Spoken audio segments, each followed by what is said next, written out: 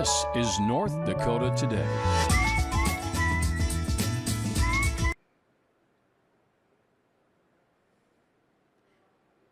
Good morning, everyone. Welcome on into North Dakota Today, Live from Manitoba.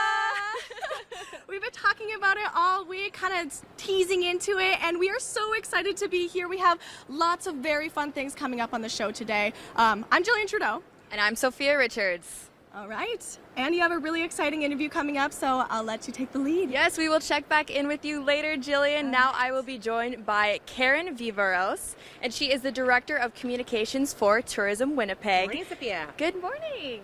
Hi there. Thanks for having me. So, can you give us a brief introduction to Winnipeg and why people should make travel plans here this summer? Sure. So Winnipeg is a city of about 750,000 people. We're a very cosmopolitan city. And as you can see in the environment we're in, we have some incredible attractions for people to see. We are a very easy place to visit if you're coming from the U.S. So it is an international destination, which is a wonderful experience for families.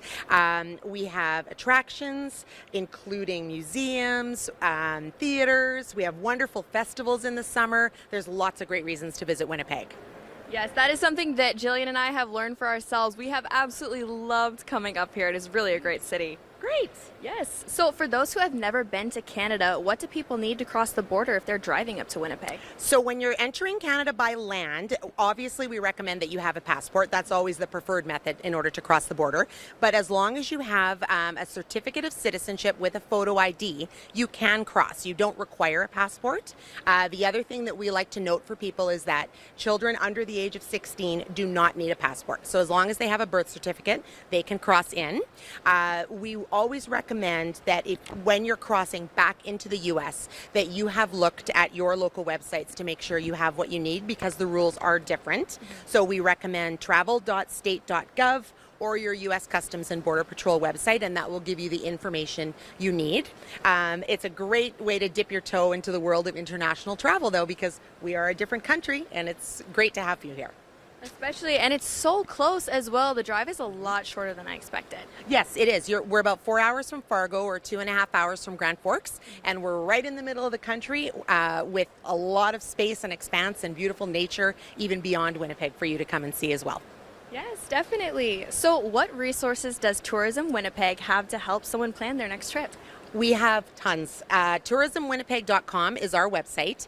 If you go to the site, you will find all kinds of blogs and articles, top 50 lists, top 10 lists, information about restaurants and museums and properties. That is our role as a tourism destination organization or marketing organization, is to provide information about everything we have available here. You can also follow us on all of our social media, from Facebook to Instagram to LinkedIn, for the latest information and festival updates. So we have tons of information. Or if you prefer to plan in advance with a guide, we have a visitor's guide available either by order or on the website for download. Wonderful.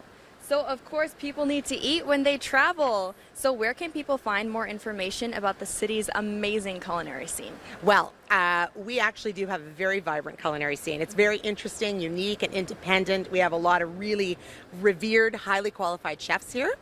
We actually have a blog through Tourism Winnipeg called pegcitygrub.com, with thousands and thousands of followers, and a former contestant from Canada's Top Chef actually pens a lot of those articles, which is great. He knows food.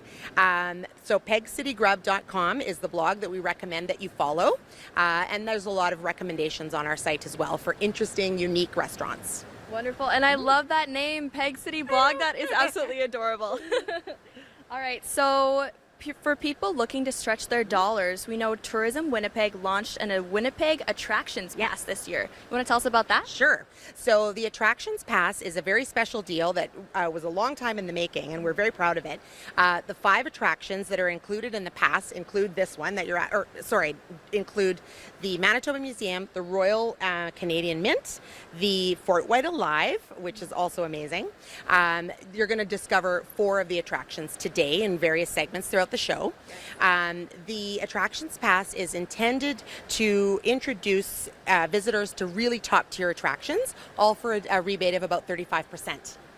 Well, that is wonderful. And like you said, we're going to get a little sneak peek of some of those attractions today. So, what are some nearby day trips that people can explore if they're coming to Winnipeg? Oh, well, for sure. We have lots of things within even 1 or 2 hours of the city. This is a very great city with lots of opportunities to travel to beaches and natural areas, hiking trails. If people are interested in Gimli, there's lots of interesting history there. We also have Whiteshell Provincial Park, which is only about an hour and a half east of here, with beautiful, beautiful lakes. We have thousands of freshwater lakes. We also have really interesting natural attractions like snake pits and hiking trails. There's an incredible amount of things to do. Wow, well, I really didn't know that, especially the snake pits. Yes. Oh my goodness, that Gorgeous. is awesome. Fascinating. So, how can people find more information about you guys? So definitely go to tourismwinnipeg.com. That is for sure the best place. We have information about everything there. The attractions pass as well. There's information on there about how to purchase it right on the website. We also recommend that individuals go to travelmanitoba.com. That is our provincial travel website. There's an abundance of information on there about activities and attractions outside of the city as well, including all of our northern adventures. People have maybe heard of Churchill, I would imagine, where the polar bears live and the seals and the belugas, and it's beautiful. It's really important that we take all this information and put it in one spot for people. So tourismwinnipeg.com or travelmanitoba.com.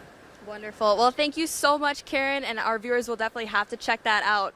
Well, we have much more going on North Dakota Today, live from Winnipeg after the break. Thanks for having me.